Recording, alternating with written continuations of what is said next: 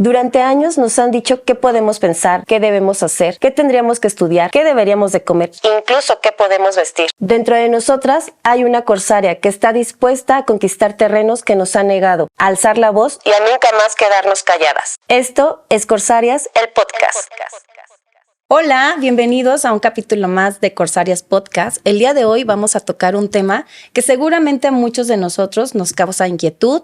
Tenemos mitos y tabúes, ¿no? Sobre la sexualidad. Tenemos mitos sobre qué está bien, qué está mal, tiene que doler, no tiene que doler, tendría que jugar con algo, no tendría que jugar, tocarme está bien. ¿A partir de qué edad tendría que empezar a hablar de la sexualidad y cómo se tiene que hacer?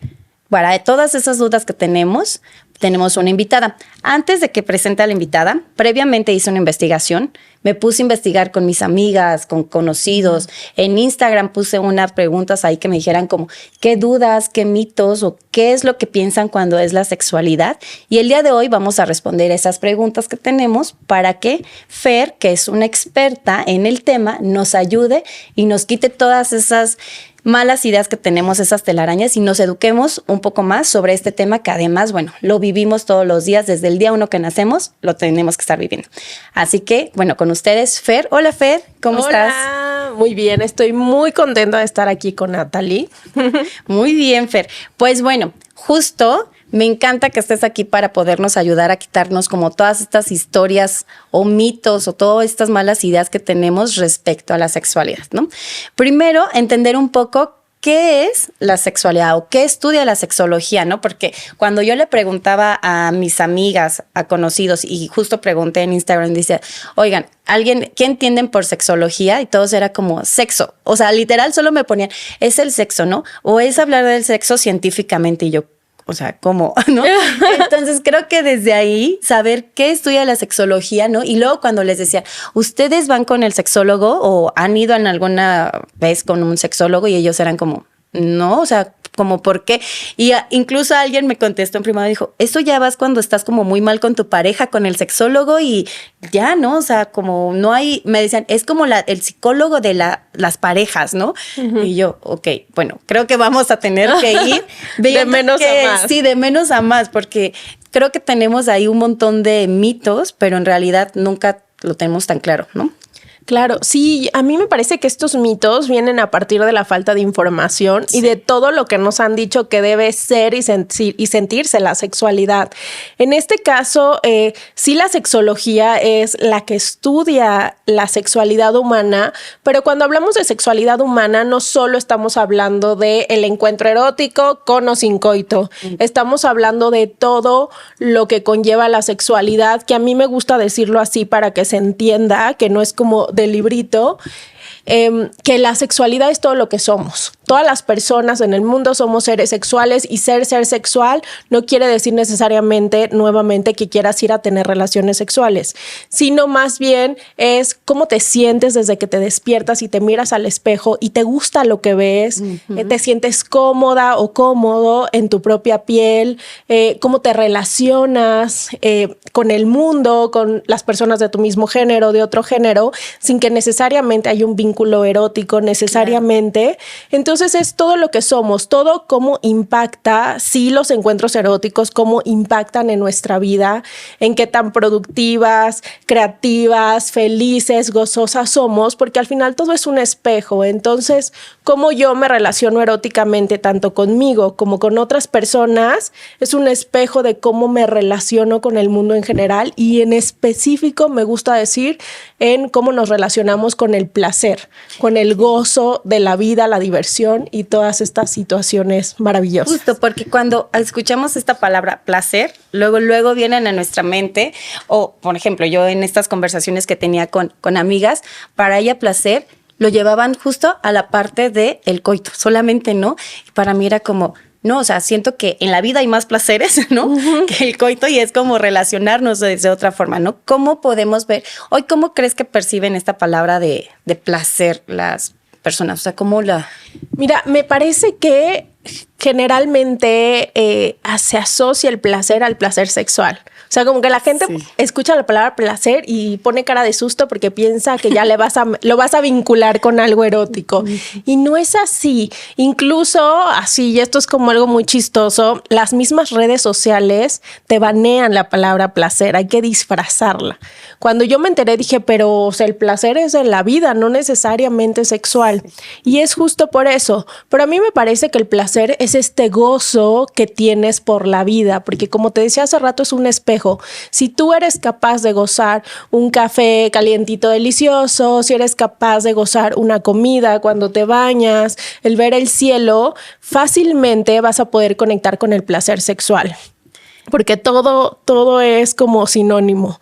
Entonces, yo creo que antes de asociarlo con algo erótico es cómo vives el placer en la vida diaria. ¿Qué situaciones, cosas, personas te causan placer? Sí, justo eso era algo que yo les decía cuando ellas me dijeron, no, pero pues es que, pues sí, placer sexual. Y yo les decía, bueno, es que yo encuentro mucho placer en tocarme. Hace rato les decía a ellos, estoy aprendiendo a tocar el ukulele, ¿no? Y encuentro mucho placer en sentarme a tocar el ukulele, ¿no? Justo. Encuentro mucho placer en un día salir de la nada y caminar y encontrar cosas diferentes, a lo mejor por el mismo barrio en el que ellas me decían, ay, no, eso es gustarte. Y yo, no, pero es que eso me hace sentir bien, rico. Me hace sentir rico, ¿no? Para mí también es eso el placer. Y sí, creo que también por todas estas historias que nos han contado, ¿no? En películas y porque lo ven como tabú, ¿no? O sea, una de las personas que me escribió me dijo que ella, cuando era pequeña en su casa, estaba prohibido hablar sobre menstruación, ¿no? Ella es la más pequeña de los hijos, ¿no? Pero nadie podía decir esa palabra. Y cuando ella le bajó la primera vez la regla, ¿no? O que menstruó, fue como, ¿y ahora esto qué, no? Y su mamá se la tuvo que llevar hacia un cuarto a explicarle. Sí, el susto. ¿No? Y entonces tuvo así como un montón de temas y desde ahí empezó a tener un montón de tabúes como, pues es que la menstruación está mal, con la menstruación cuando ya se casó, para ella era como, menstruando no puedo tener placer, no puedo hacer como varias cosas, pero creo que es porque todas estas historias y todas estas palabras que les ponen como un símbolo de está malo, nos empiezan a distorsionar realmente lo que es, ¿no? Sí, justamente como que nos han dado connotación negativa a la sexualidad, así de miedo, vergüenza, de que es algo que hay que hablar en silencio, que no se dice en voz alta, que hay que disfrazar las palabras para hablar del tema. Y esto que dices de la menstruación es súper interesante porque justo yo soy sexóloga clínica, entonces cuando llegan las personas a mi consulta, una de las cosas que les pregunto es justo si les hablaron de sexualidad cuando en la infancia, ¿no? Uh-huh. Y en específico a quienes tenemos vagina, les pregunto si les hablaron de la menstruación y el 90% de los casos no les hablaron o les hablaron como por encimita de, te va a pasar esto, tienes que usar toallas y ya. Listo. Ajá, pero ni siquiera de, oye, es que pasa esto con tu cuerpo o es porque estás creciendo, nada de eso. Entonces, yo me acuerdo justamente en mi casa se hablaba de, o sea, yo tenía a mi mamá y a mi tía, como las mujeres cis en la casa. Uh-huh. Entonces, me acuerdo que cuando les bajaba decían, ay, tuve un accidente y entonces ya se ponían la toalla. ¿Qué? Y yo así, pero ¿cómo que accidente? Y como, ¿por qué a mí no me pasa el accidente, no? Aparte, mi mamá fue mamá joven, o sea, también como que de pronto no sabía cómo manejarme las cosas. Y entonces, cuando voy en quinto de primaria, que te enseñan así como que te dan la clase. Okay, ¿no? Sí, y que le avisan a tu mamá. Así para que estén preparados en casa, porque se vuelvan a hallar con un montón de dudas. Sí, justo. Que te dan la clase y le avisan a tu familia de, ay, les vamos a hablar de sexualidad y así, pero nunca les dicen que eso sí se debe de decir. O sea, sí te deben de decir qué te van a decir, para si tienen dudas en casa, cómo manejarlo. Bueno, me ponen un video así catastrófico, que no sé si todavía lo pongan, espero que no. Que estos videos, en lugar de enseñarte, te dejaban traumado, ¿no? Llegas a casa sí, como, justo. me va a pasar. Justo, o sea, porque la niña vestida de blanco en una cama blanca, así de que las sábanas blancas. Todo angelical.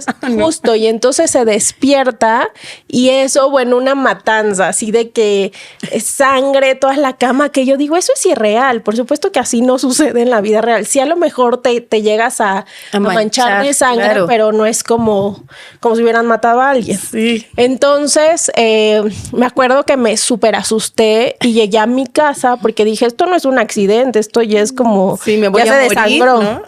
Y entonces ya llego a mi casa y le digo a mi mamá así de que no, ya me robaron la inocencia en la escuela porque me enseñaron este video terrible y si eso me va a pasar, yo no quiero crecer. Bueno, una novela que me hice y ya fue cuando mi mamá se sentó y me dijo, mira, es que cuando crece tu cuerpo, o sea, cuando tú creces, tu cuerpo se transforma y entonces te salen pechos, entonces pues los órganos internos que no ves empiezan a madurar como ya de una mujer porque estás creciendo y es cuando sucede cada mes la regla. Okay. Y bueno, lo aunó un poco, que ahorita que me estoy acordando, me echó un poco una historia, ya sabes, de Adán y Eva, porque en mi casa había catolicismo todavía. Entonces, como que me lo asoció y entonces la manzana y eso, y ya fue como... ¿Y tú? Ok, ajá, y que por eso nos baja. Entonces, bueno, ya luego, o sea, no, aunque me lo hablaron así, sobre la menstruación no le integré como algo tan terrible, la verdad, porque mi mamá como que me dijo que el cuerpo se transformaba y eso me dio paz. Me dijo así, a mí me pasó, a tu tía le pasó, a todas tus amigas les va a pasar y coincidió en que ya a todas les estaba bajando. Ok. Entonces, pues yo fui como de las últimas que me bajó, pero a todas ya les bajaba, entonces ya como que ya no me sentía como que no era parte de... Sí, y hablando justo esto, ¿no? O sea, nosotros en quinto de primaria que tenemos como 10, 11 años cuando te empiezan a hablar, ¿no? O 9, creo que yo tenía 9. Sí. ¿A qué edad crees que sea adecuado comenzar a hablarle, ¿no? A los niños, a las niñas, porque justo este video además que pasaban era solo para las niñas y dejaban solo a las niñas en el grupo, pero a los niños no, aquí sí nos metían a todos. A mí me a pasó todas las que personas. Fue como a las niñas nos dejaron, a los niños los sacaron, incluso me acuerdo que hace mucho tiempo hubo como en mi escuela una campaña en donde fue una marca de toallas y nos regalaba las toallas sanitarias y fue así como en un salón íbamos las niñas, los niños no se podían enterar y después obviamente todas las niñas teníamos pena de mostrar la toalla porque empezaban los niños a hacer burla, generabas, pues sí, te generaban el bullying y era como pues mejor lo escondo, ¿no? Incluso cuando ya estabas menstruando ibas escondida con la toalla al baño y que nadie se enterara, ¿no? ¿A qué edad crees que es como lo más adecuado comenzarles a hablar justo para no quitar estos tabúes, porque al final son como desinformación que va pasando de boca en boca y los niños y las niñas y luego todo el mundo crece con esta desinformación que termina convirtiéndose en tabú, ¿no?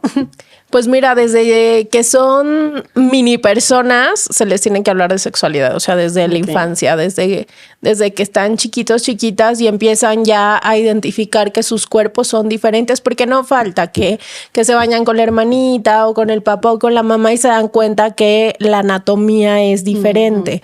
Entonces creo que desde esa edad hay que decirles cómo se llaman las cosas, o sea, los órganos, a ver, se llama pene, esta se llama vulva, porque también se sigue reproduciendo esto de las niñas tienen vagina y los niños pene. Sí. Y al final de cuentas el pene es un órgano externo y la vagina es un órgano interno. Entonces, seguirles diciendo, o sea, sí tenemos vagina, pero seguirles diciendo que las niñas tienen vagina es seguir invisibilizando la parte del placer.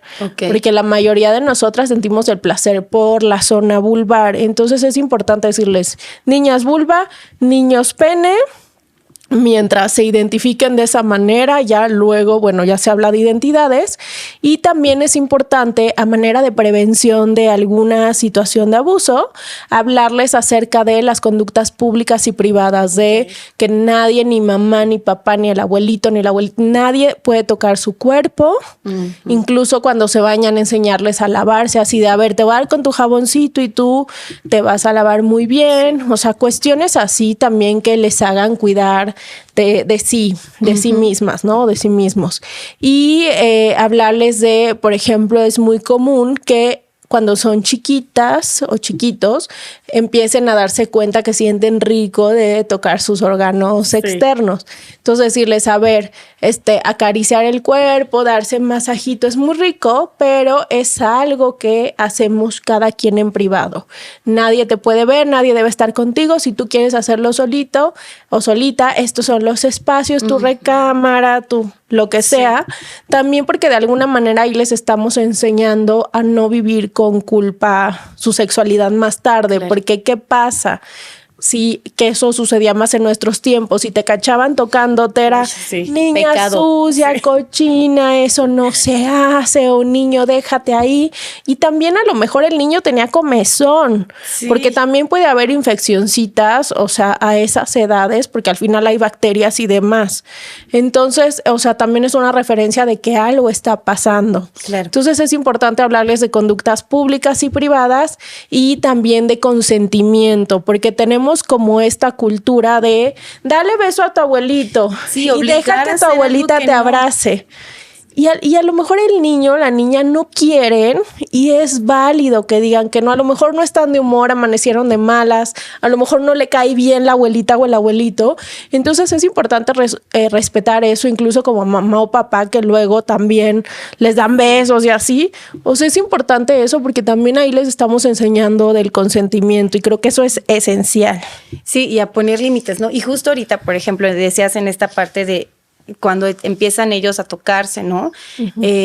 Una de las preguntas que salieron o que más dudas me dijeron es como, ¿está bien masturbarte seguido? ¿Está mal? ¿El masturbarte diario, masturbarte con frecuencia hace que quites placer, que ya no sientas placer? No. Aquí es más bien desde qué lugar, o sea, jamás la masturbación va a ser algo malo, terrible, al contrario, tiene muchos beneficios, pero es más bien desde qué lugar lo haces. Si tú, te masturbas diario, pero en ese diario lo haces y dejas de hacer actividades de tu vida diaria, tipo, prefiero masturbarme que comer, que trabajar, que convivir, que salir al mundo, ya es un foco rojo de que algo está pasando y que seguramente no tiene que ver con sexualidad, sino con un tema de ansiedad. Okay. Entonces, esos casos directitos los referimos a psiquiatría para que allá revisen qué pudiera estar pasando en el estado mental. Ahora, si tú lo haces diario, pero eso no te impide hacer tus actividades, además lo gozas, para ti es satisfactorio, te sientes relajada, creativa, productiva, poderosa, o pónganlo también en masculino, como se identifiquen, no tiene nada de grave. Porque al final el objetivo de la masturbación es ese, sí conocernos, pero también vivir estos beneficios de liberación de estrés, de este momento que tienes para ti, para darte amor, apapacho, para sentirte, escucharte, para conectar contigo. Entonces, si lo haces desde este lugar, que hay quien me dice, o sea, igual y dicen, ay, qué romántico, pero hay quien dice, lo hago porque me relaja, está bien, es válido.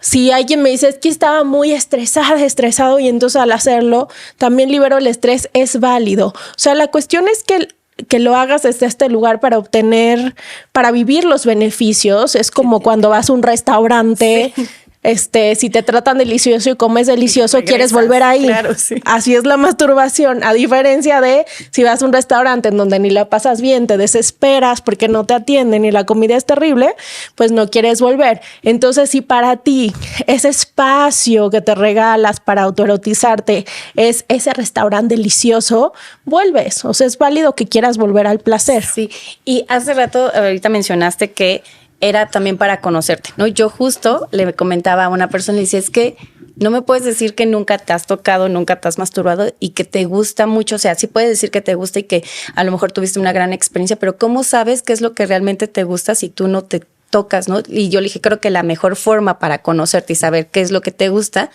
es tocándote y masturbándote. Si no, no lo puedes hacer. O sea, vas a ir por la vida y puedes ir por la vida teniendo sexo con otras personas y vas a decir que estuvo increíble y eso, pero ¿cómo realmente sabes que eso era lo que tú querías y que eso estaba increíble?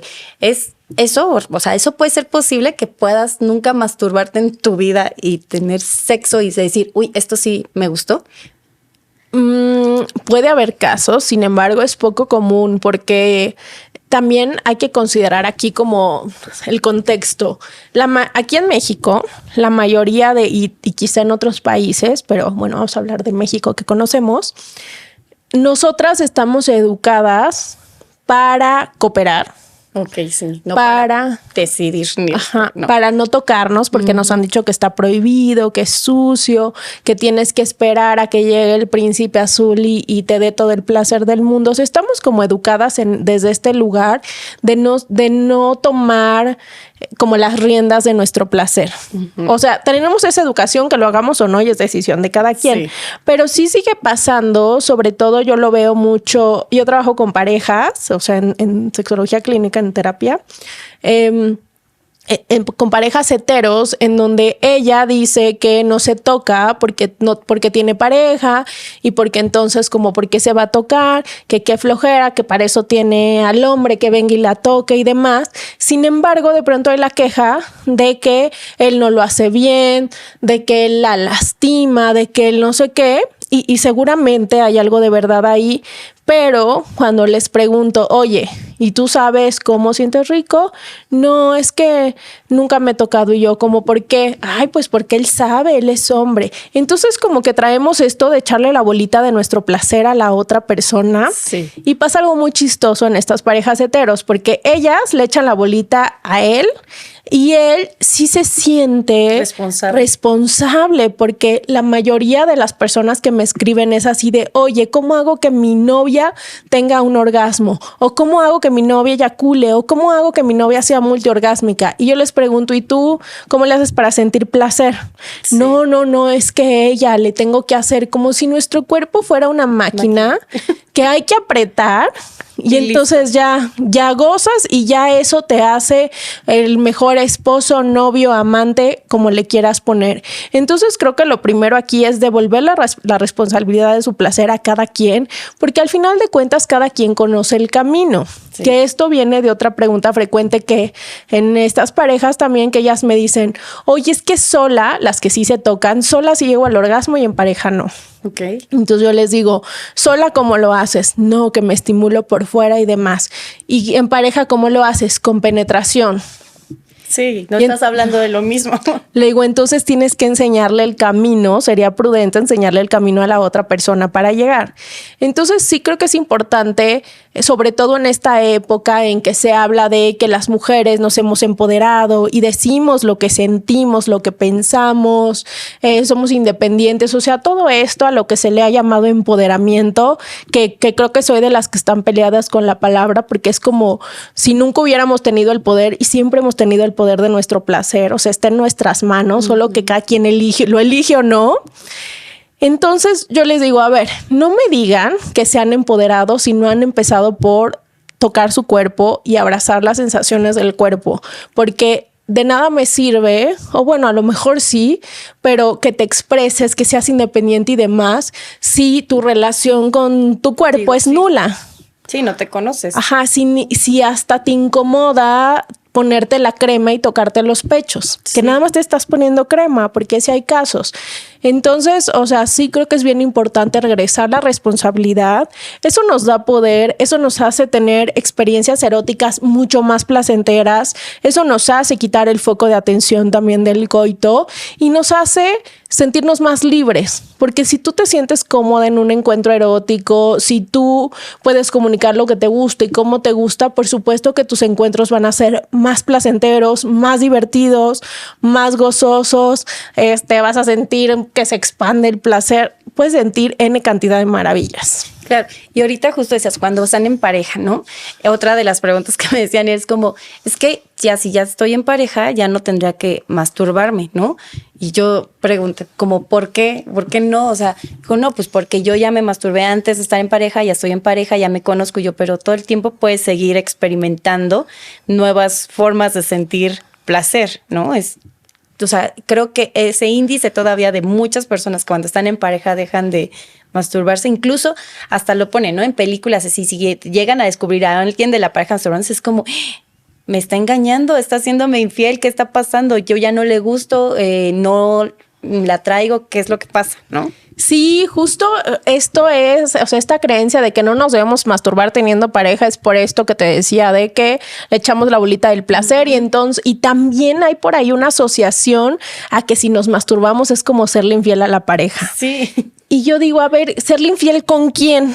Con tu cuerpo, Conmigo. con tu pensamiento, o sea, o con lo que fantasees, que también es válido. Al final es una fantasía y así como algunas personas necesitan ver ciertos videos para generar excitación, habrá quien fantasee y eso le genera excitación y es válido. Al final es algo, pues es una fantasía, o sea, no, las fantasías se llaman fantasías porque no tienen que hacerse realidad. Esto de que, yo tengo que cumplir todas mis fantasías, mito, no tienes, a menos que así lo elijas, pero no es como que hay una obligación. Sí.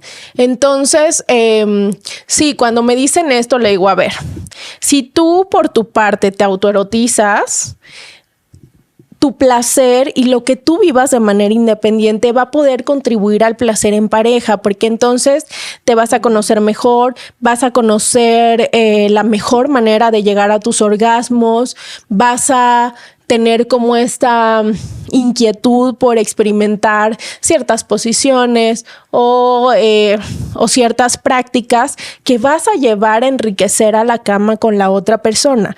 Al contrario de que si estás nada más esperando que la otra persona te toque de cierta manera, si es que le dices cómo te gusta, pues por supuesto que eso no va a enriquecer la pareja. Incluso si él se masturba, lo mismo, va a enriquecer, va a contribuirle con la duración, también se va a relajar para cuando llegue contigo. O sea, hay muchos beneficios más allá de si sí o no. Hay quien me dice, es que me da flojera. Y yo, a ver, ¿pero qué te da flojera? Sí. Tocarte, es que no me gusta, me da asco, no me siento incomodidad. Pero es más como por todos estos... Entonces yo le digo, entonces hay que revisar la relación con tu cuerpo y también considerar que el autoerotismo, sobre todo el autoerotismo, no se trata necesariamente de ir y tocar órganos sexuales. La masturbación es una forma de autoerotismo que sí, del librito es que es la estimulación que brinda placer a tus órganos sexuales. Pero si tú te autoerotizas, si tú descubres que a lo mejor te gusta estimularte atrás del cuellito o atrás de la rodilla o donde sea, puedes explorar tu paisaje erótico y hacer más rico el encuentro. Claro. Sí, justo hasta se vuelve más creativo, ¿no? En el momento que estás en el encuentro con otra persona. Algo que también me preguntaban es usar juguetes sexuales, ¿no? Okay. ¿Está bien? ¿Está mal? Y me decían también como, bueno, si estoy embarazada, ¿los puedo usar? ¿No los puedo usar? ¿Los tengo que dejar? O sea... En el embarazo están contraindicados los juguetes de uso interno de estimulación vaginal porque pues sí tienen intensidades muy potentes que pueden generar a lo mejor alguna incomodidad.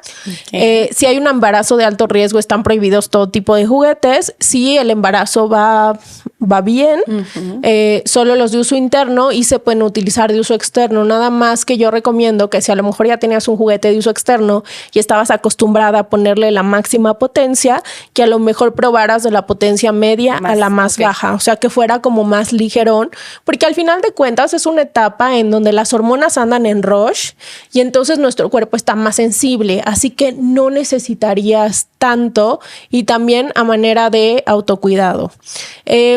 Los juguetes, no hay contraindicación. Si hay embarazo de alto riesgo, te contraindican hasta tener encuentros eróticos con coito. Okay. Entonces, pues por supuesto que en ese momento no puedes utilizar juguetes y el uso de juguetes es para todas las personas que así lo elijan. Es como todo. Habrá quienes digan, sí, me encantan los juguetes, me súper llama la atención y habrá quienes digan, no es lo mío. Aquí lo que yo les digo es, a ver, si estás diciendo que no a usar un juguete, pero estás diciendo ese no desde el miedo, desde las falsas creencias, desde los mitos, desde la experiencia ajena, sí, yo te recomendaría que primero evaluaras eso y ya luego probarás un juguete a ver si es para ti o no. Okay. O sea, si estás como intentando experimentar a través de cuerpos ajenos, pues por supuesto que no. Pero si ya lo probaste o de plano no te llama la atención, pero estás a gusto, o sea, es decir, no sientes que sea porque tienes mala información, porque a lo mejor tienes toda la información, pues es válido también decir que no. O sea, es como también preferencias eróticas. O sea, aquí nos ponemos a entrevistar a todas las personas que están aquí de qué les gusta, qué prácticas disfrutan, cuáles no. Por supuesto que todas las personas vamos a decir cosas diferentes. Lo mismo con los juguetes. Aquí la cuestión es considerar que los juguetes no van a sustituir a nadie, porque al final un juguete pues no te va a dar besitos, no te va a hablar bonito, no te va a hacer la cena, pero también un pene o una vulva no se van a mover como helicóptero o no van a tener mucha potencia, a lo mejor, ¿no? Después de no te va a durar toda la carga. O sea, hay como que ver las diferencias y que los juguetes eróticos los pueden usar todas las parejas. No es para parejas como se cree que porque le están pasando mal y es la forma de salvar su relación y la rutina. Si una pareja que esté en ese lugar mete los juguetes, a lo mejor les va bien una vez, pero al final de cuentas la relación está deteriorada, sí, hay que arreglarla de fondo. Por el sexo. Justo. Y también creo que hay que considerar que los juguetes no son un complemento. A mí me choca cuando dicen, es que el juguete es un complemento. No es un complemento porque no es como que esté haciendo falta algo. El juguete es un plus. O sea, es como cuando, a mí me gusta mucho hacer referencia a comida, pero es como cuando te comes tu jícama sin chilito. A mí me gusta mucho la jícama sin chilito y me sabe deliciosa. Y a veces le echo limón y chilito y también me sabe delicioso. Es algo así, es como un plus que de pronto le echas para darle un sabor distinto, sí, claro, y aún así lo disfrutas. Sí, que no tiene que ser ahí, no es el McTrio que te vas a comprar, ¿no? Que a fuerzas tiene que traer las papas. Sí, justo. Ok.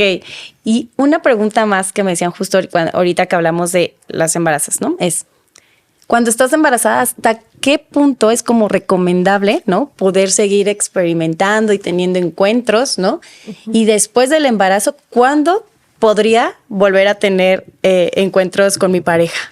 ¿No? Fíjate que esta es una pregunta muy médica. Yo no soy médica, pero hay pacientes embarazadas que están teniendo encuentros eróticos con coito un día antes de tener al bebé. Ok. Entonces depende de cada embarazo, porque todos los embarazos son distintos, así como hay quien dice que todo el embarazo tuvo ganas y hay quien dice que nunca tuvo ganas o que de pronto sí tenía ganas y luego no. Es así, o sea, es como que cada quien se sienta cómoda, habrá quien tenga ganas y se sienta cómoda de estar teniendo encuentros un día antes y habrá quien no. O sea, ahí depende, y sobre todo los encuentros eróticos con coito se pueden tener en el caso del parto natural, si todo salió bien, si no hubo contraindicaciones, generalmente es pues después de la cuarentena. Uh-huh. Y cuando hay cesárea, depende de cómo se sienta la persona, pero puede ir de 1 mes hasta los 3 meses. O sea, por lo que, o sea, yo no soy médico, eso se lo preguntan a su gine, pero por lo que mis pacientes que tengo un buen en embarazo y posparto me han contado, porque también a lo mejor de pronto la pareja ya muere de ganas y está casi contando los días, pero a veces ellas no se sienten bien porque el cuerpo se transformó 9 meses. Sí. Y además luego están en la cuarentena y ni siquiera saben cómo quedó su cuerpo, le están pasando mal con los entuertos, Sí, como que tiene que regresar otra vez a conocerte y reconocerte con el cuerpo que cambió. Sí, ¿no? hay a quien le incomoda que le sale leche y entonces asocia esto de amamantar a que ya no es erótico. O sea, hay muchos factores que influyen, y en el caso de la cesárea hay quienes me dicen que sienten dolor como al contacto, porque pues al final la piel por fuera pegó, pero por dentro no sabemos. No. Y sí es todo un proceso. Yo ahí les recomiendo que cuando empiecen a tener encuentros, tengan encuentros eróticos sin penetración, porque esta fase es importantísima, la comunicación, y entonces la cosa es ir de menos a más, como cuando tuviste un encuentro erótico con otra persona la primera vez, que a lo mejor tuviste como pequeños acercamientos, como los fajecitos, ¿no? Que ahora no sé si se llaman, ya me agarré o qué, ya. O si ya no hay fajes. Ya no sé cómo se llaman.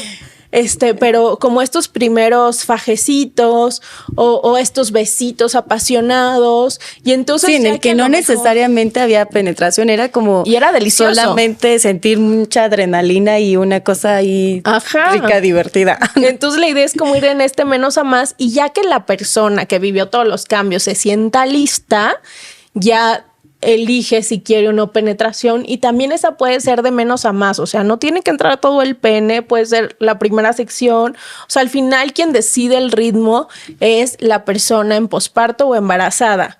Y además, si la otra pareja pues sí requiere estímulos, siempre hay manos, boca, juguetes que nos pueden contribuir para que este proceso de transformación de la sexualidad sea lo más a gusto posible, además de la comunicación, o sea, al final, y el descanso. Porque en posparto la mayoría de las personas está muy cansada. Sí. Y si tú estás cansada, o sea, un día que, o sea, sin estar en posparto, un día que estás cansada, no. Quieres llegar a dormir a tu cama y no estás pensando en ese momento en tener relaciones, en usar el juguete, o sea, no te pasa eso por la cabeza. Entonces es algo así, que tengan estos espacios para descansar, para recibir ayuda, para que la cabeza pueda siquiera pensar en estar con la otra persona. Así sea un faje. Sí, no. Ya, lo único que quieres es dormir, descansar, olvidarte del mundo. Algo que también me preguntaban era, y esto me dijeron así como, solo puedes tener orgasmos hablando específicamente de las mujeres, me dijeron, por el clítoris, ¿hay otra forma en la que puedes llegar al orgasmo o solo es ese medio? Mira, la realidad es que el orgasmo es el orgasmo. O sea, aquí igual si nos ponemos a encuestar, nos salimos aquí a la calle a preguntar, ¿cómo tienes tu orgasmo? Si es que nos cuentan. Sí, no les da pena. Así antes de que nos vean, así de... Ajá. Todas nos van a decir que por medio de estímulos diversos. Okay. O sea, habrá quien diga, no, es que a mí me besas los pechos y ya me estoy mojando, convulsionando de placer. O sea, depende de muchos factores. El orgasmo es el orgasmo como tal porque el orgasmo inicia en el cerebro. El cerebro es el órgano más importante en sexualidad. Entonces, si para ti algo acá es placentero y si estás conectada con el resto de tu cuerpo, como que lo va a llevar a todas partes. Ahora, la estimulación más común por la que nosotras llegamos al orgasmo, nosotras, mujeres cis y personas que tienen vagina y vulva, es por medio de la estimulación del clítoris. Okay. Porque el clítoris es el único órgano de nuestro cuerpo que está diseñado para el placer. Y las últimas investigaciones dicen que no tenemos 4,000 ni 8,000 terminaciones nerviosas, sino 10,280 solo en el glande, solo en lo que vemos por fuera. Entonces, como ese órgano está diseñado para el placer, si tú estimulas esa zona, lo más común es que sí eso conecte con tu placer, con el resto del cuerpo y el cerebro y llegues al orgasmo. Ahora, hay personas también que dicen que por estimulación vaginal sienten orgasmo, también es válido, pero el porcentaje es menor porque al final todo está concentrado por fuera. Okay. Lo que tiene la vagina de interesante es que la primera sección de la vagina, que son unos entre 3 y 5 centímetros, si a lo mejor pensamos en nuestra vagina, si alguna vez nos hemos hecho el Papa Nicolau y pues ven que, o sea, la vagina sí entra hasta el fondo con su espejo. Entonces, si pensamos en eso, hagan de cuenta que es como si dividimos en 3 nuestra vagina y la primera sección son aproximadamente entre 3 y 5 centímetros dependiendo de la profundidad de cada quien, porque hay quien tiene como más larguita esa zona o más corta. Dependiendo, tiene cervix más corto, de mediano, largo, ¿no? Que eso se ocupa mucho para medir las copas. Y entonces, en la primera sección, haz de cuenta que nuestro clítoris no es solo lo que vemos por fuera. Por fuera vemos el glande y el capuchón, que es como esta casita que está arriba del clítoris, que cuando el clítoris sale, como que parece que trae una capuchita. Gorrito, sí. Ajá. Entonces, por dentro, este clítoris es más grande. O sea, de pronto ahí busquen ahí de que en internet el modelo 3D del clítoris y les va a salir esto que les estoy contando para que tengan como que esta referencia visual. Entonces, ese clítoris por dentro tiene unos bulbos y raíces que son como si fueran unos triángulos y están abrazando justo la primera sección de la vagina. También en esta zona está como arribita la uretra, que dentro de la uretra tenemos nuestra próstata. Ahora le llamamos próstata a la que se conocía como punto G, porque ya hay como muchos estudios. Iba a preguntar, ¿el punto G en dónde está todo eso? Justo, o sea, ya hay como unos estudios que dicen que ese no es un punto G, sino es una próstata, porque es igual que la próstata de las personas que tienen pene, que en este caso la tienen en el ano, porque sí hicieron varios estudios y resulta que revisaron qué contenía y ambas tienen antígeno, un antígeno prostático y tienen otros contenidos que ahorita no, o sea, nombres médicos, perdón, no me los, pero con mucho gusto les comparto la investigación o las referencias bibliográficas. Y entonces lo que hace es que todo esté en la primera sección, o sea, como que todo lo abraza y hace que cuando estimulemos esa sección, que generalmente estimulamos lo que conocemos como punto G, que es la próstata, se estimula todo ese cuerpo, todo ese complejo.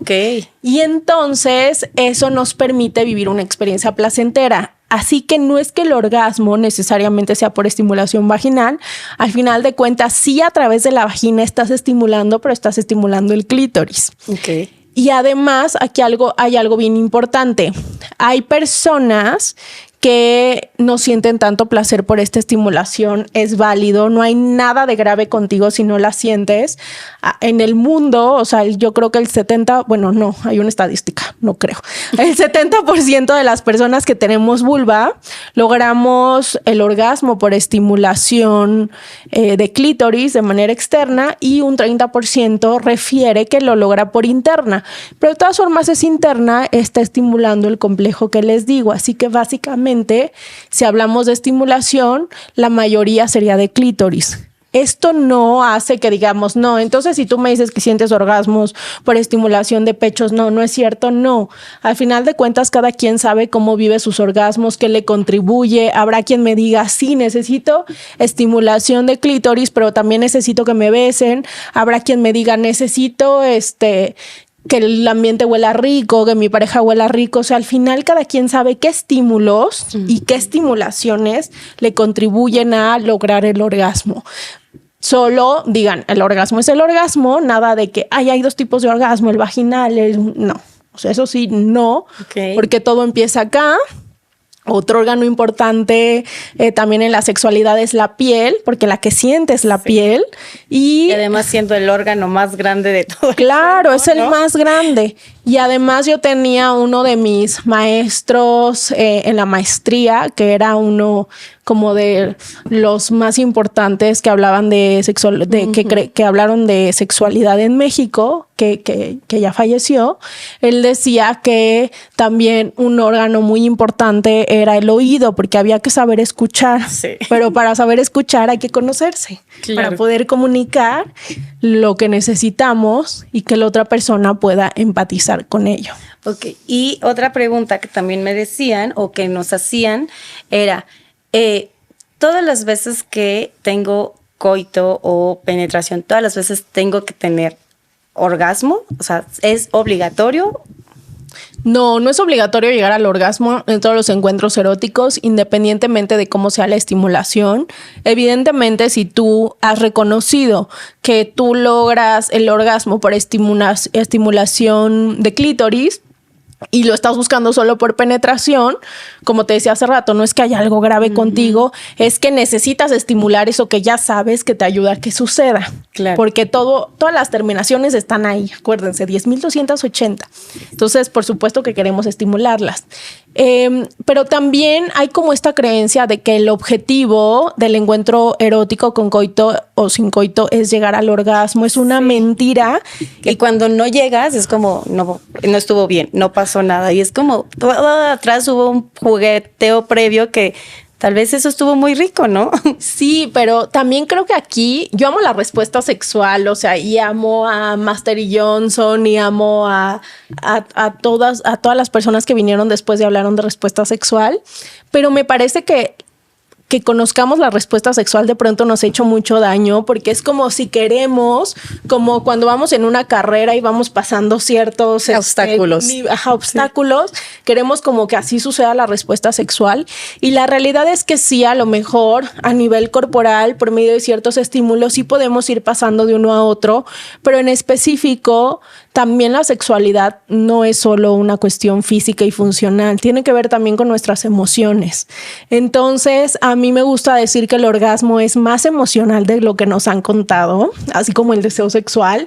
Y entonces, a lo mejor yo estoy recibiendo estímulos que me parecen ricos, le estoy pasando bien, pero resulta que en ese momento estoy pensando en que tengo que llegar a mi casa a lavar los trastes, o que mañana me despierto temprano porque hay junta, o hay que llevar a las criaturas al festival, o que hay que hacerle de cenar a la pareja, o cualquier cosa que te esté pasando por la cabeza. Si tú en el encuentro estás pensando y además estás tensa por lo que estás pensando, por todo lo que tienes que hacer, que esto le pasa también a ellos, hablo en femenino, o sea, como si tú estás en ese lugar y te empiezas a desconectar porque ya no estás presente en el encuentro, y entonces eso puede contribuir a que no llegues al orgasmo. No porque tu cuerpo no sea capaz de hacerlo, sino porque acuérdense que es mente, ahora sí que corazón, que ahí son las emociones, y el cuerpo.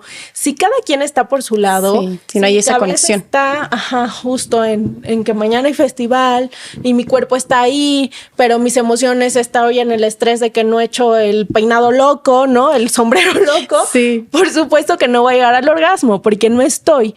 Eso no significa que no pueda hacer una experiencia que la pasé rico, que me divertí, que lo disfruté, independientemente que llegue o no al orgasmo. Yo me preocuparía si a lo mejor me dices, es que nunca he llegado al orgasmo en ninguno de mis encuentros, o no estoy segura, o a lo mejor he llegado 2 veces en la vida y con mi actual pareja no, o solita no lo logro. O sea, es cuando ahí ya digo, a ver, algo a lo mejor está sucediendo que tiene solución, nada más hay que acomodarlo en psicoterapia sexual. Pero si tú me dices, a ver, tengo 10 encuentros eróticos y de 10 encuentros 5, 6, 7 llego al orgasmo, qué padre. O sea, qué padre. La cosa es que el orgasmo no se vuelva una tarea frenética a perseguir, porque el orgasmo no es sinónimo de placer. Puede haber placer sin orgasmo y puede haber placer con orgasmo también. Ok.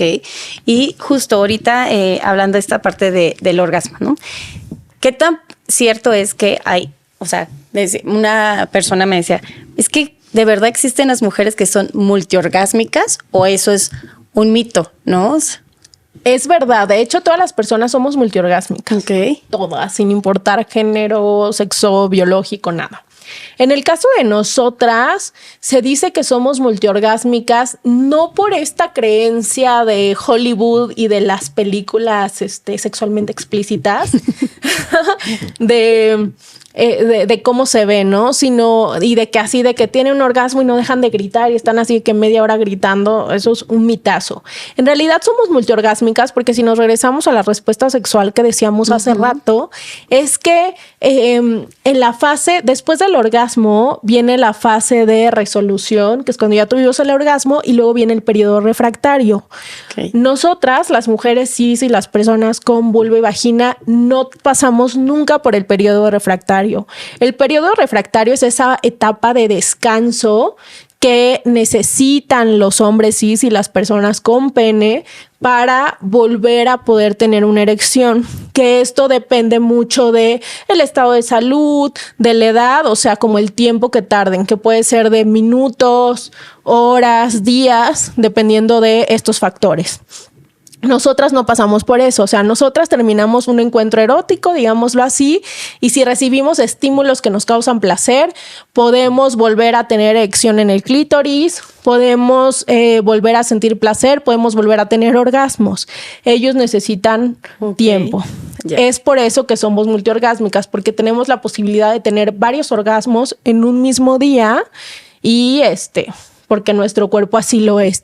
Ahora, ¿qué pasa con la multiorgasmia? De pronto me dicen, es que ¿cómo me estimulo para ser multiorgásmica? O sea, con que tengas esta posibilidad de no descanso y de poder tener, ya está buenísimo. Pero yo recomiendo que cuando estemos en un encuentro hagamos como una doble estimulación. Hay muchos juguetes que de pronto vemos que son tipo conejitos o que nos dicen que son para estimular por dentro y por fuera. Si estimulamos esas dos zonas, tanto la externa como la interna, que acuérdense que sigue siendo clítoris, eso nos puede ayudar a sentir como un poquito de más, no me gusta decir intensidad, pero a lo mejor como que más punch a la hora de tener un orgasmo, o sea, como que nos contribuye. Sin embargo, desde el momento en que tú te relajas, estás conectada con tus sensaciones, puedes volver a conectar con tu cuerpo al recibir estimulación, ya estás viviendo tu potencial multiorgásmico. Ok. Y también había una pregunta y esta fue así como... ¿El tamaño del pene importa para llegar al orgasmo? O sea, porque me decían, es que, ¿qué tal que si me toca uno chiquitito? Y yo así como, o sea, pues, ¿qué consideras chiquitito? ¿Qué consideras grandote? ¿No? Y luego me decían, delgado, grueso, o sea, ¿importa o no importa? Yo diría, ¿para qué? Si se acuerdan, hace rato dijimos que la mayoría de nosotras logra orgasmo por estimulación de clítoris, es decir, externa sin penetración. Además de que si enfocamos el placer al coito, estamos invisibilizando la diversidad, porque hay personas que tienen vulva con vulva y entonces pueden gozar igual de delicioso que el resto del mundo. Entonces, si hablamos de anatomía, un pene en erección que mida 5 centímetros es capaz de brindar placer. Ok. Porque si se acuerdan hace rato, se acuerdan de los primeros 5 centímetros. Es donde está ahí todo, ¿no? Las terminaciones. En realidad, toda la vagina puede sentir placer si tú estás conectada con tu piso pélvico, con tus sensaciones, con todo, pero esos 5 centímetros en sí son los más sensibles. Así como el clítoris es más sensible, el glande, que es como la puntita del pene, es más sensible, es lo mismo en la cavidad vaginal. Esos 5 centímetros son los más sensibles, al igual que si esa persona con pene de 5 centímetros en erección tuviera una práctica anal, también los primeros 5 centímetros de la entrada del ano hacia el fondo son los más sensibles. Entonces, si hablamos de anatomía, es totalmente placentero, solo de anatomía. Ahora, como les decía hace rato, el placer empieza en el cerebro. Okay. Y si yo tengo la creencia o el juicio de que necesito un pene de mayor tamaño para sentir placer, voy a ver uno de menor tamaño al promedio y voy a salir corriendo por los juicios que tengo, sin importarme si esa persona es maravillosa, me trata súper bien, conectamos delicioso en lo emocional. O sea, como que estoy limitando la maravilla de una persona a un órgano. Además, esta creencia de que un pene de mayor tamaño es más potente, gozoso, es una mentira. Hay penes de mayor tamaño o mayor grosor que pueden ser dolorosos para muchas personas.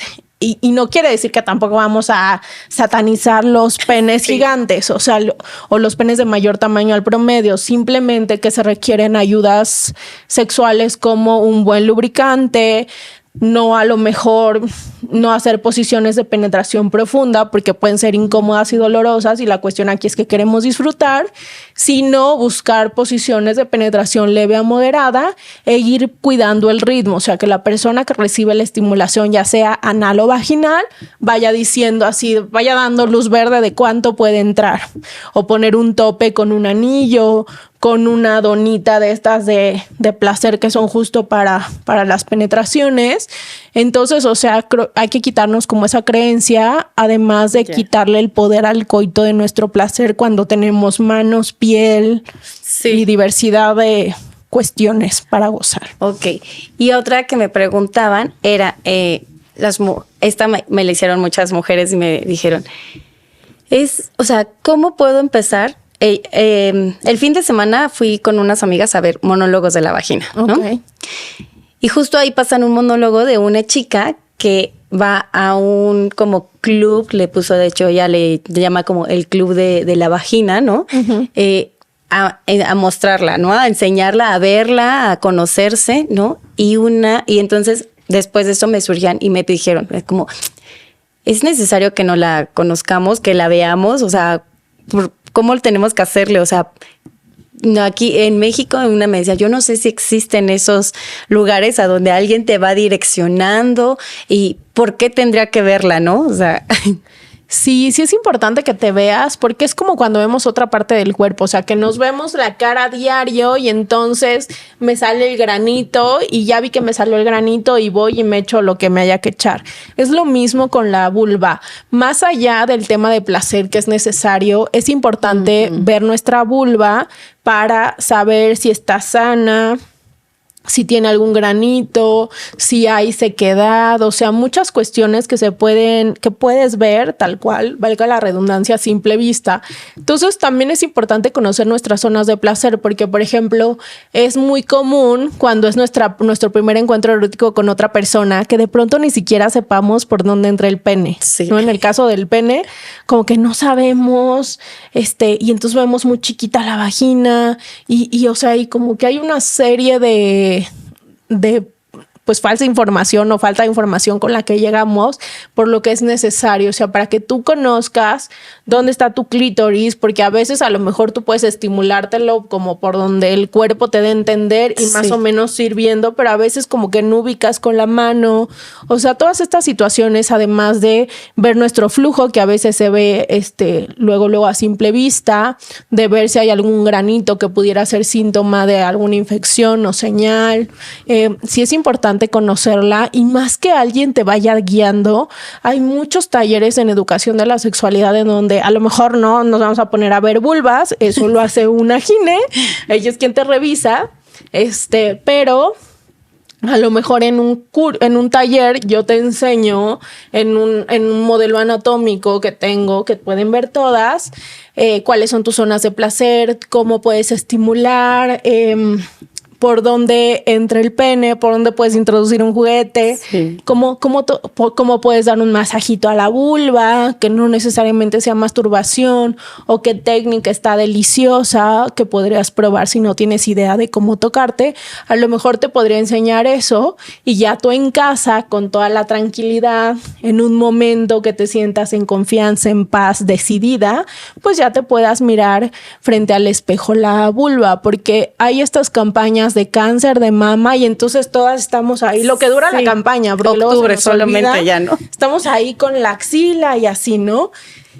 Es lo mismo con la vulva, solo que tanto los pechos como la vulva es todo el año. O sea, también de pronto puede haber quistecitos en los labios y entonces es si estarte tocando. Con un médico a que te revisen, o sea, porque te toca, porque también hay veces que hay personas que conozco que nunca han ido con el ginecólogo y yo como o que fueron hace 2 años y dicen, y les digo, ¿por qué no has ido? Ay, es que no tengo pareja. ¿Y eso qué? Sí. Hay bacterias. Sí, exacto, o sea, vas al gimnasio, corres, te pruebas ropa, o sea, de 1000 formas puedes adquirir una enfermedad, ¿no? Claro. Y entonces como que no van, y entonces lo dejas ahí, ¿no? De lado y por algo que podrías haber detectado al... Sí, la gine te revisa todo, o sea, no te revisa como a lo mejor gines de old school que nada más te tomaban la muestra en el cervix, sino las gines de ahora, o al menos yo, pues la mía ha sido años, primero te avisa, te va a revisar la vulva y entonces te empieza a tocar los labios tipo así para ver que no tengas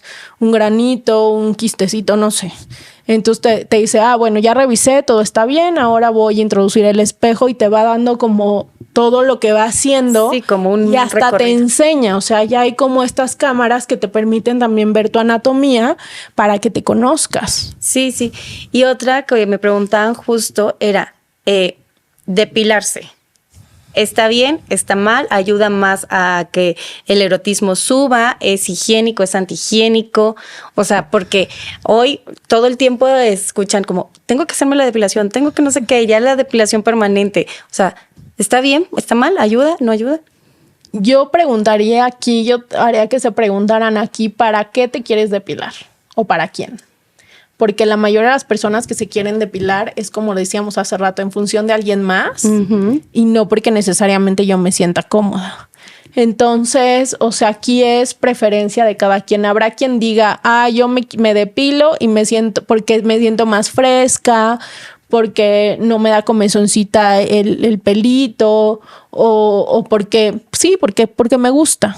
Habrá quien diga desde ese lugar y habrá quien diga, no, pues yo no me depilo, así estoy a gusto, no quiero estar sufriendo la comezón de la rasurada o de la cera o lo que sea.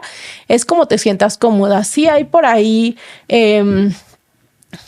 algunas médicas y médicos que dicen que pues al final es una primera barrera para la zona vulvar, entonces que esto no quiere decir que no te vaya a dar una infección o algo, pero es como un primer filtro de protección. Okay. Sin embargo, también yo consideraría aquí que como quisiéramos un análisis un poco más profundo, porque muchas veces esto de que la pareja le guste esa zona depilada y que tú te sientas en la obligación de depilarte, viene mucho de la industria del porno. Sí.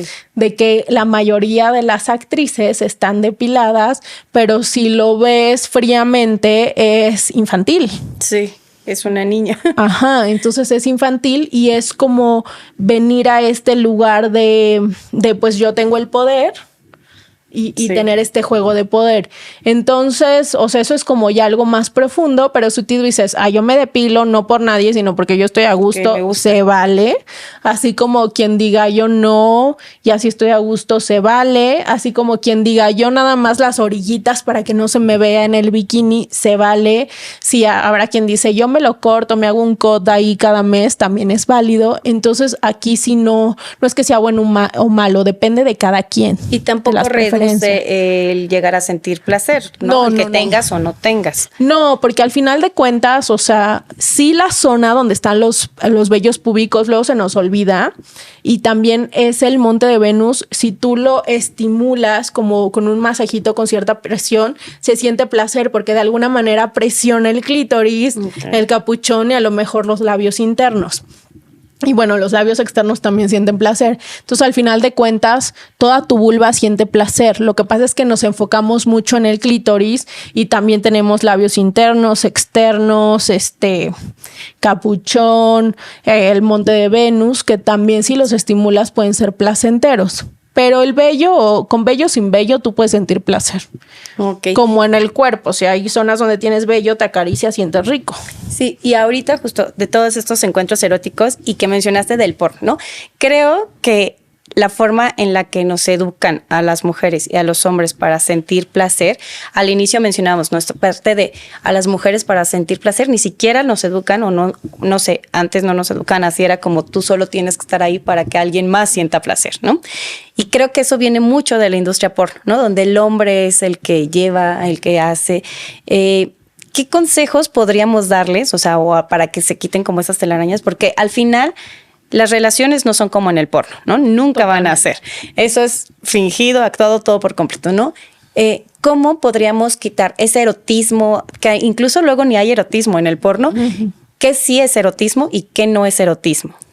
Mira, yo algo que les digo como una de mis máximas es que Disney, el porno y Hollywood nos han hecho mucho daño en cómo vivimos la sexualidad, porque de pronto nos imaginamos que sentir placer es gritar, poner los ojos en blanco, contorsionar el cuerpo o solo meter y sacar, o sea, como que tenemos una concepción errónea. Yo diría, primero aléjate de esas películas y como toda película, es como cuando vimos la del Exorcista, o sea, todos sabíamos que era irreal, que había efectos, es lo mismo en el porno, o sea, todo lo que ves anatómicamente hablando es mentira o se exagera. Muchos penes ni siquiera son de ese tamaño, usan fundas, así como muchas vulvas pasan por procesos dolorosos de blanqueamiento para verse como se ven, que eso ya es como atentar contra el cuerpo. Y tu salud, porque imagino que eso ha de tener ahí como consecuencias médicas, ¿no? Sí, yo soy enemiga del blanqueamiento. O sea, al final, si tu vulva tiene cierta coloración, se debe a cómo funcionan tus hormonas, a cómo es tu anatomía, porque así naciste, a muchos factores, y no quiere decir que si se ve más blanca vaya a sentir placer. También ese es un tema. Entonces, como que ver todo con unos lentes más realistas y además darte cuenta que a lo mejor ahí se puede ver muy placentero, pero que si tú lo pruebas, porque a veces pasa, ¿no? Sí. Una vez me fui a una despedida de soltera, porque voy como a despedidas de soltera, y hay hay un momento en donde les pregunto cuál es su posición favorita. Y entonces una chavita me dijo, de perrito, pero puso una cara de dolor y de fuchi. Y entonces yo dije, esta no es su posición favorita. Sin embargo, como en el porno vemos que todo mundo de perrito y gritan y demás, yo creo que fue desde ese lugar. No creo que me haya dicho la verdad. Sí, claro. Evidentemente por lo que me dijo su cuerpo. Entonces es como decir, a ver, a lo mejor yo ya probé esto que ahí aparentemente se ve placentero y no me gustó, y es válido porque yo no soy esa persona y porque también no puedo vivir mi sexualidad a través de cuerpos y experiencias ajenos, porque a lo mejor a ti te gusta una posición que a mí no me gusta, claro, y viceversa. Entonces creo que es bien importante como hacer esta separación de que cada quien vive la sexualidad de manera distinta, de que somos responsables de conocer nuestro cuerpo, de tocarlo, de saber cómo su funcionamiento, de saber qué le contribuye a sentir placer y no, y también de comunicárselo a la otra persona, porque no es lo mismo decir, ay, es que tú me tocas horrible, o es que me choca cómo lo haces, o mi pareja es pésimo o pésima, sino más bien decirle qué es lo que te hace sentir más rico, sin reclamar. Me gusta, ¿no? Porque si reclamaste no hay empatía, no se abre este espacio de comunicación. Entonces decirle, oye, ¿sabes qué? Cuando tenemos encuentros eróticos la paso delicioso, me gusta mucho estar contigo, pero me he dado cuenta que siento más rico cuando recibo cierta estimulación. ¿O qué te parece si probamos esta postura que leí que está buenísima, a ver qué pasa? Y también no tener como no casarnos con la idea de que el encuentro erótico tiene que ser solemne. O sea, de que tenemos que estar ahí en seriedad, gimiendo, sí, y con cara de serio pujando. No, sino más bien considerar que podemos divertirnos, que si una posición que se nos antojó no sale bien, nos podemos atacar de la risa y hacerlo una experiencia de nuestro repertorio. Y que de eso se trata, o sea, de el gozo sigue al disfrute y a la diversión. Entonces, si tú te diviertes, si tú disfrutas, el placer y el gozo y quizá el orgasmo van a aparecer eventualmente. Sí, y que no es como un proceso, ¿no? Que vas paso A, paso B, o sea, para llegar, ¿no? Sino justo como todos estos juegos, ¿no? Y hablando del gozo, ¿no? Hace rato, ese día que hice la encuesta, me decían que para ella era muy importante como estos juegos previos que había, ¿no? Pero que no sabía cómo comunicarle a su pareja, ¿no? Si tuviéramos que darles como algunos consejos, ¿no? Para que puedas comunicar estos juegos que a lo mejor te gustan más, que te van guiando por el camino y que te llevan justo a tener un mejor encuentro erótico, ¿cómo podríamos llegar y contar? Fíjate que a mí, y creo que muchas sexólogas y sexólogos tenemos una pelea con la palabra juegos previos. Ok. Porque en realidad ahora no decimos ni siquiera relaciones sexuales ni relaciones coitales, decimos encuentro erótico. Okay. Porque el encuentro erótico es este espacio en donde llegamos y hay erotismo, que el erotismo tiene que ver con el contacto que hacemos con el cuerpo de la otra persona o con el mundo a través de nuestros 5 sentidos. Entonces, ese ya es el momento erótico, el encuentro erótico que puede suceder con o sin coito, que abre este espacio para los besos, para las caricias, para usar juguetes, para estimularnos oralmente, analmente, como quieras, ¿no? Y a mí el juego previo se me hace más todo lo que sucede fuera de la cama. Okay. Que me lleva a querer tener ese encuentro erótico, es decir, todos estos apapachos que podemos darnos en el día, estas atenciones, esto que me contribuye a querer llegar a ese lugar, como todo lo que contribuye de alguna manera a mi deseo, a que sienta deseo y entonces llegue ese encuentro y al recibir estímulos me excite y suceda lo demás. Entonces, yo les recomendaría que si ustedes se dan cuenta que hay algo que les activa el querer estar con la otra persona, que hace que el momento de la excitación se sienta más intenso, que sea más fácil y que nos lleve al placer, que hagan de eso. Que eso puede ser una comida en donde nos ataquemos de la risa, puede ser estas atenciones que tenemos una con la otra persona y así. Entonces, eso sería para mí el juego previo. Ahora, durante el encuentro erótico, pues estamos como en esta educación de 2 besos o 2 caricias y ya lo que sigue, coito. Sí. Entonces yo... Corriendo. No. Sí, yo ahí recomendaría que a mí me gusta decir que hagan una autopsia sexual. La autopsia sexual es como identificar cómo estás en este momento con tu sexualidad, es decir, de tu cuerpo, incluso puedes hacer un dibujo si te funciona lo visual, hacer un dibujo y como poner en un color todas las partes que hasta hoy o las zonas han sido tocadas, besadas, sentidas, estimuladas, amadas. Ok. Y te va a impactar porque te vas a dar cuenta que de todo tu cuerpo solo hay ciertas zonas que han recibido eso y se ha olvidado lo demás. Entonces, ese es un buen punto de partida para el erotismo, para que cuando lleguemos a ese encuentro erótico, empecemos a prestar atención a esas zonas, tanto de tu cuerpo como el de la otra persona. Y entonces, besemos, chupemos, masajeemos, acariciemos esas zonas y eso quita el foco de atención de los órganos sexuales y del coito y nos permite explorar todo nuestro paisaje erógeno. Sí. Y nos permite estar en conexión con nuestras sensaciones, bajar como estas revoluciones de que andamos en el rush en la cabeza y conectar y por ende que cuando llegue lo demás sintamos placer. Ok, bueno, pues creo que esas fueron como las preguntas que más se repitieron, ¿no? Creo que con esto nos vamos con un panorama muchísimo más amplio. ¿Dónde te podemos encontrar? Si tenemos alguna duda, si queremos que nos guíes, nos enseñes. Se me olvidaba, una comisión. ¿Ir a terapia con una sexóloga solo es cuando tienes una pareja o puedes ir tú sola porque necesitas o quieres o no? Puedes ir individual o en pareja. O sea, yo atiendo personas adultas y parejas. La verdad es que infancias y adolescencias casi no, a menos casos muy especiales de adolescencias, pero infancias la verdad no. Si quieren algo de infancias, les recomiendo a alguien con mucho gusto. Pero puedes ir individual o en pareja. Hay personas que llegan porque están viviendo alguna situación de disfunción. Sobre todo recibo muchos hombres cis y personas con pene que están viviendo alguna disfunción, que se han dado cuenta que les ha pasado con todas sus parejas y entonces ahorita que no tienen pareja quieren aprovechar el espacio para resolverlo y prepararse para la nueva pareja. Eso me parece muy, muy lindo y al final es trabajo personal.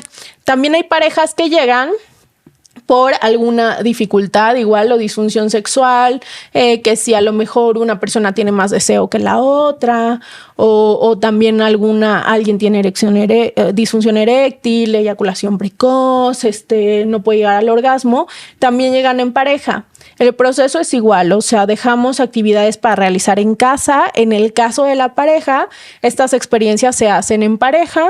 Entonces, pues esto de alguna manera permite que se sientan acompañados, ¿no? O acompañadas, sí. Porque no se sienten como que están solitos, haciéndolo en soledad. Entonces, esto a veces les permite avanzar como más rápido porque se sienten como que en el camino, ¿no? De manera individual también sucede, solo que bueno, ahí ya es como por motivaciones personales, que así tendría que ser todo. Pero es igual, o sea, lo bonito en sexualidad es que todo tiene solución y que hay gente que sí llega porque tiene dificultades o disfunciones sexuales, pero también hay gente que llega diciéndome que quiere disfrutar más, que quiere probar diversidad relacional o que quiere experimentar nuevas prácticas y entonces llegan porque aparte que quieren disfrutar más, quieren saber cómo manejárselo a la pareja. Sí, claro. Entonces llega de todo. Es como, yo también soy psicóloga, entonces de pronto tenemos esta creencia de que ir con la psicóloga es porque hay algo terrible en nuestra vida y hay gente que llega porque quiere estar mejor, porque quiere gestionar de manera más efectiva sus emociones, o sea, llega de todo, sí, ¿no? Y es que creo que nos han enseñado como a ponerle una connotación negativa a psicología, sexología, o sea, porque cuando estás enfermo de la cabeza o del dolor de la cabeza, o del que te duele el estómago, vas con el médico, ¿no? Y lo dices así, me dolió el estómago, tengo un dolor de cabeza horrible, pero cuando empiezas a decir quiero ir con la psicóloga, para empezar es como, ¿por qué quieres ir con la psicóloga, no? No estás mal. Y ahora si dices, voy a ir con la sexóloga, es como, ¿y ahora qué te pasa, no? O sea, pero creo que es porque todo el tiempo le hemos puesto ahí un tabú. Una etiqueta ahí negativa, es un tabú, es como, no, No, y aparte, ¿sabes qué? O sea, hace unos años, cuando yo estudié psicología, o sea, ya hace un buen, había como todavía no había esta cultura de ir a psicoterapia, ¿no? Y entonces quien iba seguía estando loco o no podía resolver sus problemas en soledad o cuestiones así. Y ahora me parece muy lindo y valioso que ya hay la cultura de ir a psicoterapia y todo mundo ya dice, es que voy con mi psicólogo, Sí, yo de pronto cuestionaría esto de que es que mi psicólogo me dijo que hiciera porque no decimos qué hacer. O sea, es como llegar como que te tomo de la mano y yo llego con una lamparita que a lo mejor tú no tienes y te voy mostrando luz en el camino, pero al final tú diriges hacia dónde ir. Entonces, ninguna psicóloga ni psicólogo te tiene que decir qué hacer, sino huye. Con sexología, en psicoterapia sexual, sí hay momentos en que sí hacemos un poco... También te enseño las herramientas y eso, pero sí de pronto tengo que ser un poco directiva en algunas cosas, sobre todo en las experiencias que se dejan en casa. Sin embargo, jamás te digo que lo hagas, es una decisión. Es una decisión. Entonces, me parece, yo tengo esperanza en que así como ahora ya hay la cultura de ir con la psicóloga, en algunos años ya tengamos esta cultura de ir con la sexóloga o sexólogo porque quiero disfrutar más. Es como ahora se maneja con las nutriólogas.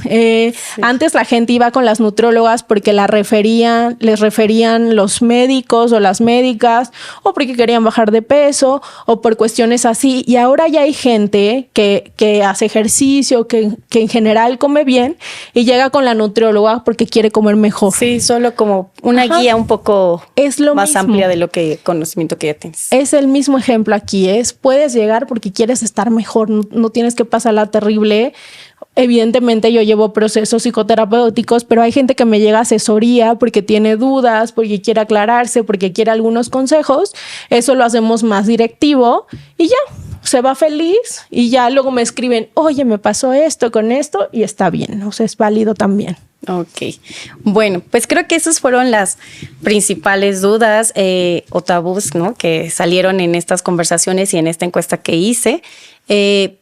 ¿Dónde te podemos encontrar si queremos contactarte? ¿Cuáles son tus redes sociales? Estoy en Instagram, Facebook y Twitter como @sexólogafer con Z al principio en lugar de S. Ahí me pueden escribir. Suelo contestar mis inbox. A veces me tardo, pero sí, eventualmente los contesto. Y si quieren agendar consulta, en mi perfil, en mis perfiles, hay una parte donde hay un botoncito que dice, creo que contacto. Ahí les manda directamente al WhatsApp para agendar. Yo estoy presencial aquí en Ciudad de México, dando consultas los jueves, pero solo en Interlomas, todo el día. Y el resto de la semana hábil, por supuesto, estoy online. Entonces pueden escribirme cualquier ciudad y sin ningún problema. Pues muchas gracias, Fer. La verdad creo que nos ayudaste un montón, ¿no? Despejamos un montón de dudas que teníamos. Y ya por último, pues que vivamos nuestra sexualidad como mejor queramos, ¿no? Claro, a mí me gusta decir que, o sea, mi objetivo al ser sexóloga es que para las personas la sexualidad sea motivo de alegría. Sí. Bueno, pues muchas gracias. Este fue Corsarias Podcast. Recuerden que estamos todos los miércoles. Nos pueden escuchar en YouTube o nos pueden también escuchar por Spotify o por su plataforma favorita de podcast. Si tienen alguna duda, algún comentario, nos los dejan ahí escritos. Nosotros lo vamos a revisar. Y también, si les gustó el contenido, compártanlo y síganos. Gracias. Gracias, Fer. La verdad es que salió muy padre. Me gustó todo.